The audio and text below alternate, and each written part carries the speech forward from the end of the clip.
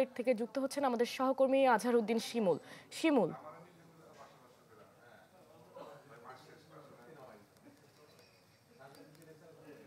রোহি, আসলে ধারাবাহিকভাবে কিন্তু ভারতীয় সীমান্তরক্ষী বাহিনী বিএসএফ কিন্তু পুশিন করে যাচ্ছে। সিলেটে আজ নিয়ে কিন্তু 4 দফায় তারা 135 জনকে মোট পুশিন করেছে। আজকে সিলেটে সকালে সিলেটের যে 48 ব্যাটালিয়ন এবং জকিগঞ্জ ব্যাটালিয়নের যে আওতাধীন এলাকা রয়েছে, সে আওতাধীন এলাকা 66 নারী পুরুষ ও শিশুকে আটক করেছে বিজিবি। তাদেরকে আসলে হেফাজতে নেওয়া হয়েছে।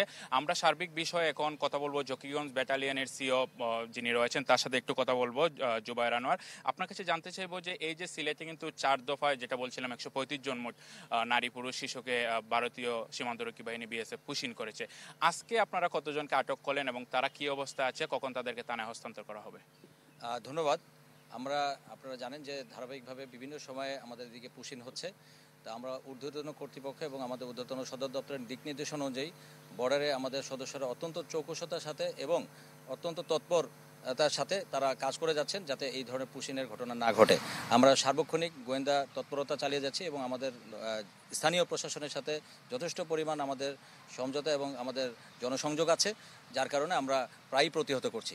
এর মধ্যে আজকে ভোরবেলা প্রায় 2-2.5 ঘন্টার ব্যবধানে আমাদের জকিগঞ্জ ব্যাটালিয়নের তত্ত্বাবধানে যে এলাকা আছে, দায়িত্বপূর্ণ এলাকায় জৈন্তাপুরে 14 জন এবং সুনামগঞ্জের ছাতক এলাকায় 16 জন এবং সিলেট বিজিবির যে দায়িত্বপূর্ণ এলাকা আছে সেখানে মিনাটিলা এলাকায় 52 জন, সর্বমোট 82 জনকে এখন পর্যন্ত আমরা পুশিনের ঘটনা শুনেছি, যাদের মধ্যে পুরুষ, মহিলা এবং শিশু রয়েছে।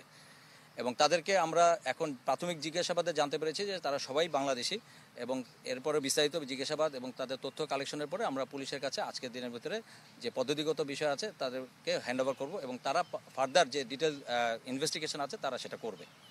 আরেকটি বিষয় জানতে চাচ্ছিলাম আনোয়ার ভাই, সেটা হচ্ছে যে যেহেতু সিলেট সেক্টর অধীনে 52টি বিওপি রয়েছে, এই ক্ষেত্রে কি আপনারা নিরাপত্তা আরও বাড়িয়েছেন?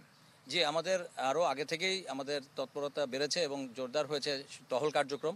সাথে আমাদের যে দিক নির্দেশনা রয়েছে সেই অনুযায়ী আমরাও গোয়েন্দা তৎপরতা বাড়িয়েছি এবং সেইভাবে আমরা তদারকি করছি, যার কারণে আমরা ধরে নিচ্ছি যে বিভিন্ন এলাকা থেকে যাদেরকে পুশিন করা হচ্ছে তারা আমাদের যে তথ্য পেয়েছি যশোর, নীলফামারী, আমাদের বাগেরহাট এবং উত্তরবঙ্গ এলাকা থেকে তারা গিয়েছিল, যারা এখন বিভিন্ন সময় ফেরত আসছে। ধন্যবাদ। আসলে রুহি শুনছিলেন, তিনি বলছিলেন তাদের গোয়েন্দা নজরদারি এবং তারা আভিযানিক টহল বাড়িয়েছেন। তো রুহি, আমার কাছে এই ছিল সিলেট থেকে সবশেষ পুশিনের। শিমুল, আপনাকে ধন্যবাদ। দর্শক, সিলেট থেকে যুক্ত ছিলেন আমাদের সহকর্মী।